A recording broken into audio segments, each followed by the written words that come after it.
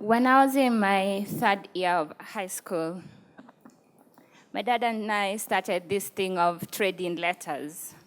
So every few weeks, I would write a letter to him, or he would write a letter to me. And in the letters, we'd tell each other how our weeks were and what we planned for the next week. So one day, I received a letter from him, and it had a printout, and the heading on the printout was adversary. But I'd like to call this story the coffee bean story, because it is my story. And I see myself as a coffee bean. There was a man who was a cook, and he had a teenage daughter.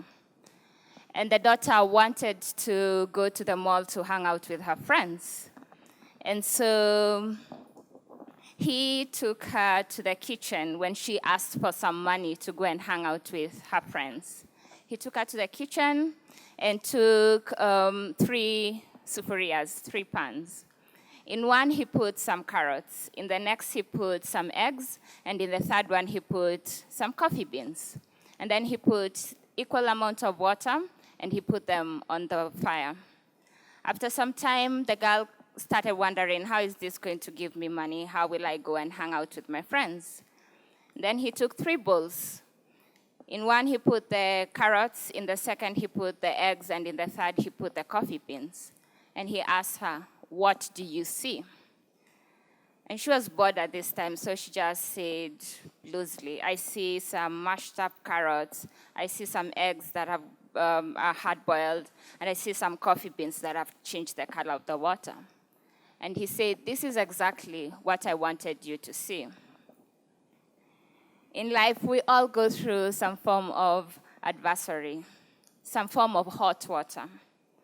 And some people are like carrots. They are strong and orange and flashy, and you can see them from afar. But once they go through the hot water, they become mashed up, sometimes even tasteless when you put it in your mouth. And other people are like the eggs. They're so fragile and they can't stand on their own, but once they go through the hot water, they're strong. They're hard-boiled. Then there's this final group, the coffee beans. They do not let the color of the water change them, but they change the color of the water. And he finished by asking her, of these 3, which one do you identify most with? I felt like my dad had asked me that question. So in my response to him, I told him, Dad, I am a coffee bean. I want to change the color of the water.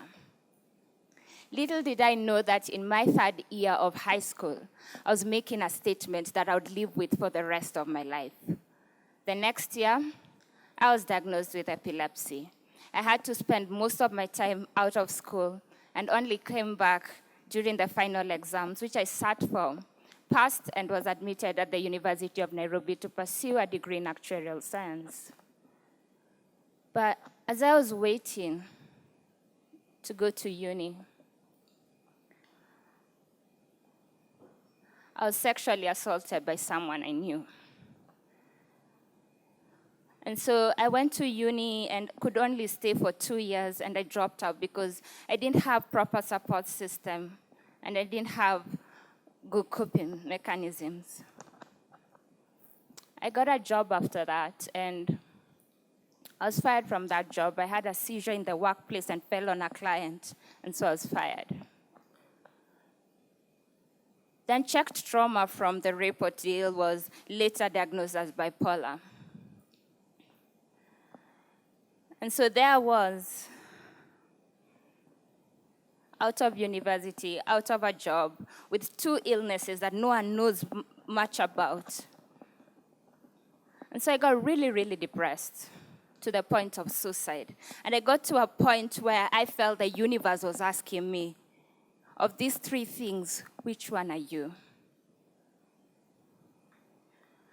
Are you going to be mashed up carrots because of your experiences? Are you going to be a hard-boiled egg? Or are you going to be a coffee bean and change the color of the water? Africa as a continent has gone through its fair share of hot water. We've had most of the things being said here. We've had about leadership, we've had about corruption, we've had about diseases, we've had about harmful cultural practices. And almost every day, we as Africans wake up and face that question. Do we want to be mashed up carrots or hard-boiled eggs or coffee beans that change the color of the water? And something we never really talk about, something that we even consider a taboo, is the psychological effects of all these things. World Health Organization estimates that 1 in every 4 of us will experience a mental health condition. So just the way you've sat, count 4, and then one of you would be holding it up for the team.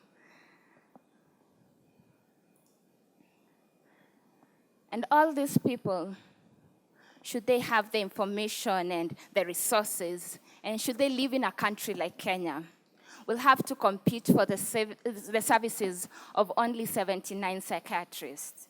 That's 1 in roughly 500,000 Kenyans. Or compete for space in 1 major referral hospital.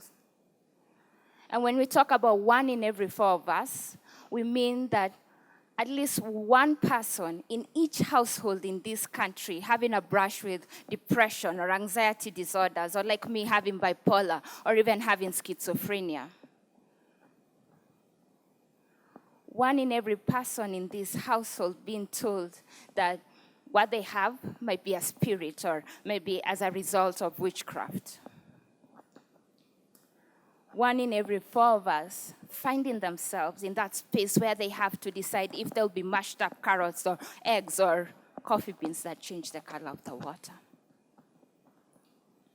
So when I think of new horizons in Africa, I don't think of new innovations. I think of new ways of doing things. And I picked up 1 old age way of doing things, storytelling. And I told my story. I told it on my blog, even if just to myself, because no one else ever told their story. I had never read about anyone's repo deal. I had never read about living with epilepsy or bipolar. And so I told my story. And the more I told it, the more people told me their stories. And the more I told it, the more I got closer to opening up this conversation.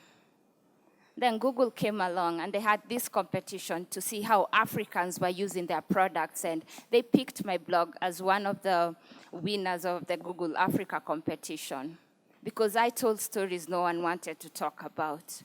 And I used the money to set up a platform where other people in this country can tell those stories that they're afraid to tell anyone about.